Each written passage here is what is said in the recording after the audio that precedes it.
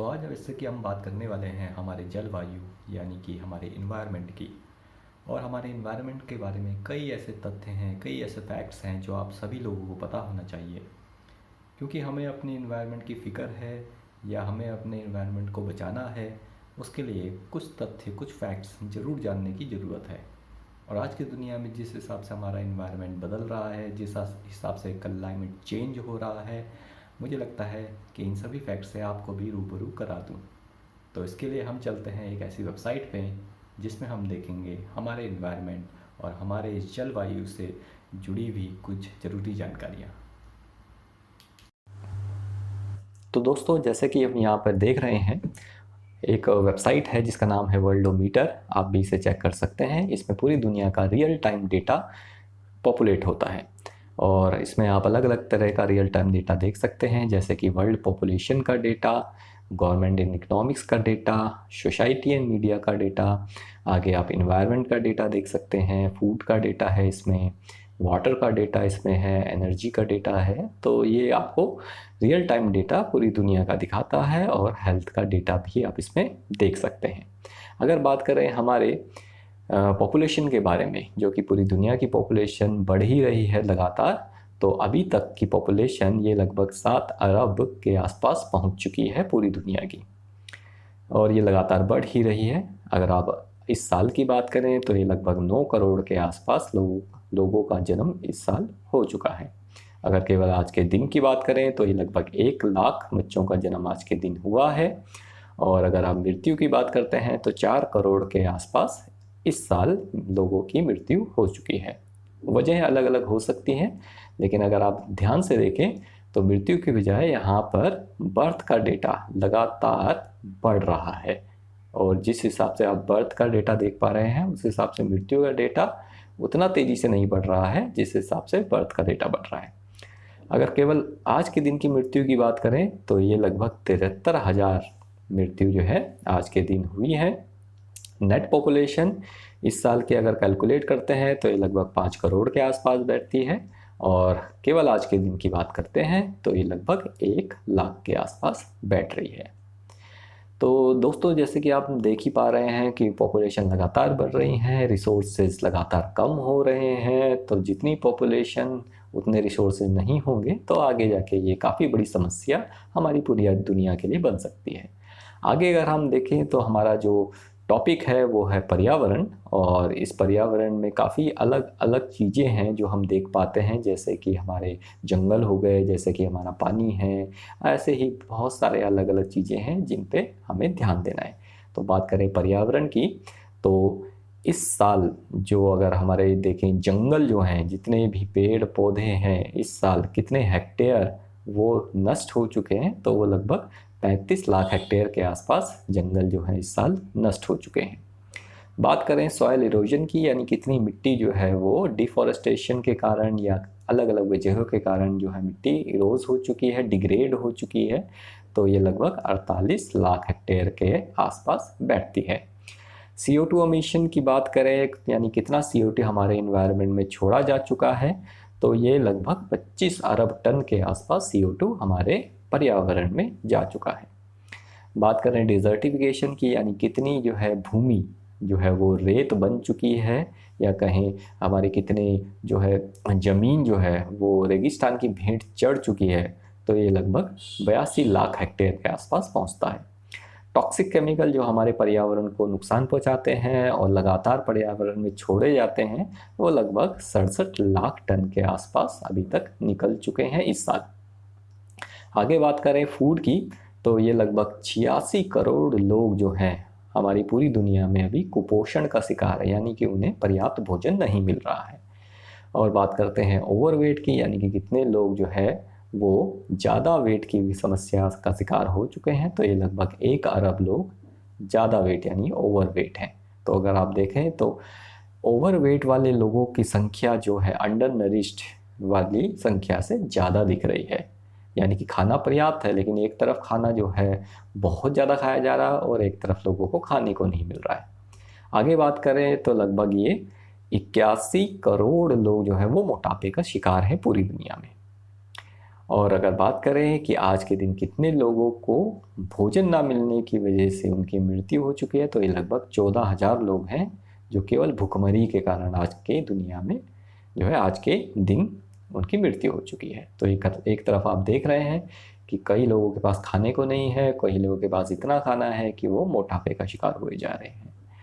आगे बात करें तो केवल यूएस से यानी कि अमेरिका में कितना पैसा खर्च हो रहा है केवल मोटापे की समस्या या उनकी बीमारियों के इलाज के लिए। तो अगर हम ध्यान से देखें तो ये लगभग 28 करोड़ डॉलर जो है केवल अमेरिका में मोटापे की समस्या या उनसे जुड़ी बीमारियों के इलाज के लिए खर्च हो रहा है। अगर आज के दिन की बात करो तो केवल अमेरिका में ये लगभग 8 करोड़ डॉलर के आसपास केवल आज के दिन अमेरिका में मोटापे की समस्या से जुड़ी बीमारियां कहें या अपने वजन कम करने के लिए खर्चा कहें तो लगभग 8 करोड़ डॉलर जो है आज के दिन अमेरिका में इतना खर्च लोगों के द्वारा किया जा चुका है। बात करते हैं पानी की, जो काफ़ी इम्पोर्टेंट है हमारी लाइफ के लिए। तो ये लगभग 3 अरब बिलियन लीटर पानी जो है इस साल यूज़ हो चुका है, जो ज़्यादातर हमारी नदियों से ही आता है, जो कि जिसको हम कहते हैं साफ़ पानी। आगे बात करें तो पानी से जुड़ी हुई काफ़ी सारी बीमारियां होती हैं, जो गंदा पानी पीने या ऐसा पानी पीने जो सेहत के लिए सही नहीं है उसकी वजह से। तो ये लगभग हमारा जो आंकड़ा है वो 5 लाख जो है मृत्यु केवल गंदा पानी या उससे जुड़ी हुई बीमारियों की वजह से हुई है। और आगे देखते हैं तो 77 करोड़ लोगों के पास पीने का साफ पानी भी उपलब्ध नहीं है इस पूरी दुनिया में। एनर्जी की बात करें तो ये लगभग जो है अलग अलग तरह की एनर्जी होती हैं, रिन्यूएबल है, नॉन रिन्यूएबल है। तो अगर हम देखते हैं तो ये लगभग 21 करोड़ मेगावाट के आसपास एनर्जी आज के दिन यूज़ की जा चुकी है और 18 करोड़ मेगावाट के आसपास नॉन रिन्यूएबल एनर्जी का यूज़ किया जा चुका है, जैसे कि कोयला होता है। रिन्यूएबल एनर्जी जैसे कि पानी की एनर्जी को कहें, हवा की एनर्जी कहें, तो इसका डेटा लगभग 3 करोड़ मेगावाट के आसपास यूज हो चुका है। सोलर एनर्जी की बात करें तो ये लगभग 13 खरब मेगावाट सोलर एनर्जी जो है केवल आज के दिन इस पृथ्वी पर आ चुकी है। तो इस हिसाब से अगर आप देखें तो सोलर एनर्जी का यूज़ धीरे धीरे बढ़ भी रहा है और ये एक ऐसी एनर्जी है जो लगभग जो है इसे हम कह सकते हैं कि कभी ना ख़त्म होने वाली एनर्जी। तो इसका जितना ज़्यादा यूज़ हम कर सकते हैं उतना ज़्यादा करें, क्योंकि ये डेटा जो है लगातार हमको दिखा रहा है कि ये डेटा बढ़ता ही जा रहा है। और ये डेटा जो है हमें ये भी दर्शा रहा है कि बाकी एनर्जी से के मुकाबले ये डेटा कहीं ज़्यादा है। अगर आप ध्यान से देखें तो ये डेटा लगभग खरबों में है, जबकि बाकी एनर्जी का डेटा वो करोड़ में चल रहा है। आगे बात करें तेल की तो ये लगभग 4 करोड़ बैरल जो है लगभग तेल निकाला जा चुका है आज। और कितना तेल बचा हुआ है इस पूरी दुनिया में, तो ये लगभग 14 खरब बैरल तेल अभी बचा हुआ है पूरी दुनिया में यूज़ करने लायक। अगर बात करें कितने दिनों का तेल बचा हुआ है यूज़ करने लायक, तो ये लगभग हम देखेंगे कि 14,000 दिन बचे हुए हैं पूरी दुनिया का तेल ख़त्म होने में। और ये इक्वल बैठता है 41 साल के आसपास, यानी 41 साल का समय है हमारे पास कि हमारे पूरी दुनिया का जो तेल है वो 41 साल में ख़त्म हो जाएगा। तो अभी से सोचने की ज़रूरत है दूसरी एनर्जीज़ में शिफ्ट होने की।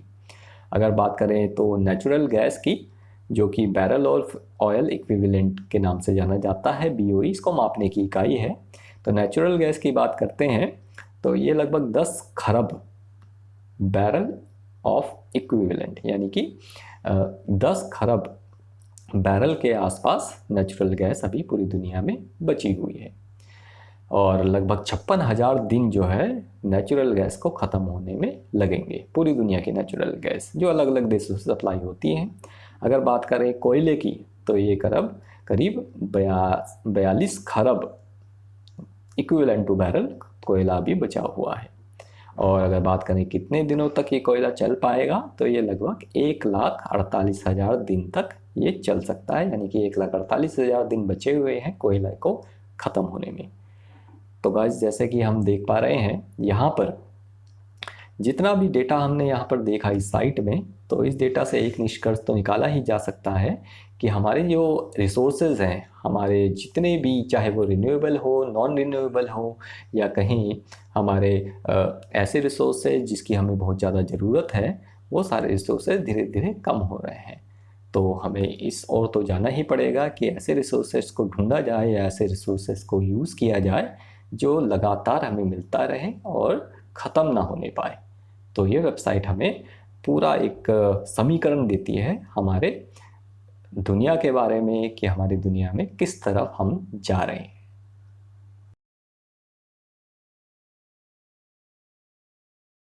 ये आपने देखा कि हम अपने नेचुरल रिसोर्सेज जो कि रिन्यूएबल हैं, नॉन रिन्यूएबल हैं, उन सभी को बहुत ज़्यादा यूज़ कर रहे हैं।